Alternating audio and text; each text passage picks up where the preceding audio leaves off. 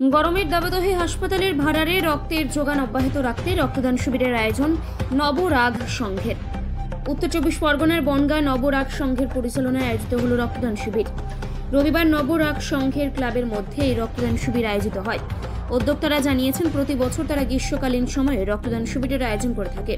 গ্রীষ্মকালীন সময়ে হাসপাতালে যে রক্তের সংকট দেখা যায়, সেই রক্ত সংকট মেটাতে উদ্যোক্তারা ওই রক্তদান শিবিরের আয়োজন করেছে।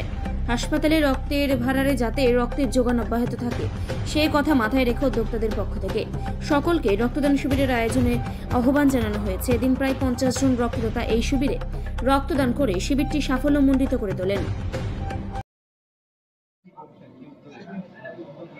আমরা শিমুলতলা নবরাগ সংঘের পক্ষ থেকে প্রতি বছরই আজকের দিনটিতে আমরা স্বেচ্ছায় রক্তদান শিবিরের আয়োজন করে থাকি। কারণ আপনারা জানেন যে দাবদাহের মধ্যে রক্ত সংকট দেখা দেয়, সেই জন্যে শিমুলতলা নবরাগ সংঘের পক্ষ থেকে আমরা আজকের দিনে স্বেচ্ছায় রক্তদান শিবির করেছি।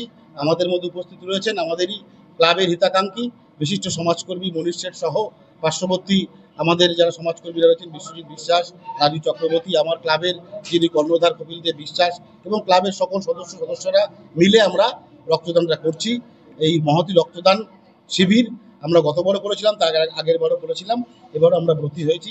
কারণ আপনারা জানেন যে একটা মুমূর্ষু রোগী যখন রক্ত প্রয়োজন হয়, তাহলে আজকে সেই রক্তদাতাদের আমরা উৎসাহিত করবার জন্যে আমাদের মনীষ শেঠ সহ আমরা সকলেই এখানে উপস্থিত হয়েছি এবং রক্তদান শিবিরের আয়োজন করেছি।